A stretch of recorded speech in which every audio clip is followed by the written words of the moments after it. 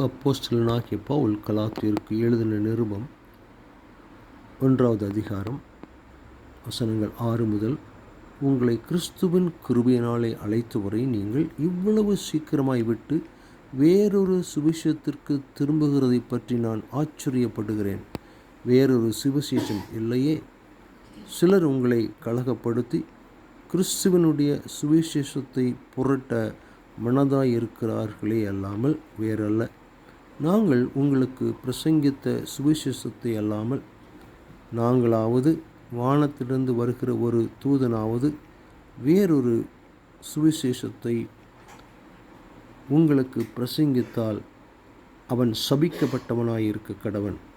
முன் சொன்னது போல மறுபடியும் சொல்லுகிறேன், நீங்கள் ஏற்றுக்கொண்ட சுவிசேஷத்தை அல்லாமல் வேறொரு சுவிசேஷத்தை ஒருவன் உங்களுக்கு பிரசங்கித்தால் அவன் சபிக்கப்பட்டவனாயிருக்க கடவன்.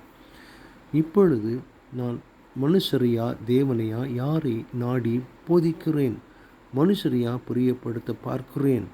நான் இன்னும் மனுஷரை பிரியப்படுத்துகிறவனாயிருந்தால் நான் கிறிஸ்துவின் ஊழியக்காரன் அல்லவே.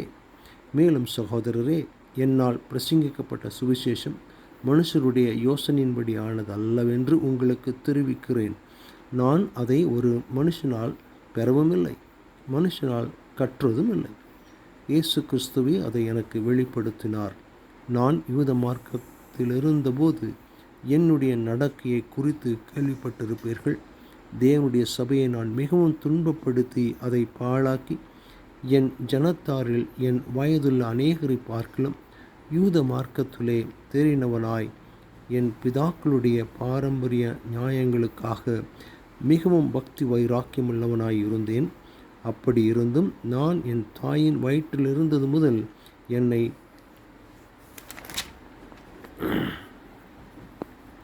பிரித்தெடுத்து தம்முடைய கிருபையினால் அழைத்த தேவன் தம்முடைய குமாரனை நான் புறஜாதிகளிடத்தில் சுவிசேஷமாய் அறிவிக்கும் பொருட்டாக அவரை எனக்குள் வெளிப்படுத்த பிரியமாயிருந்தபோது உடனே நான் மாம்சத்தோடும் இரத்தத்தோடும் யோசனை பண்ணாமலும் எனக்கு முன்னே அப்போஸ்தலர் ஆனவர்களிடத்திலே எருசலேமுக்கு போகாமலும் அரபி தேசத்திற்கு புறப்பட்டு போய் மறுபடியும் தமஸ்கு ஊருக்கு திரும்பி வந்தேன் என்பதே.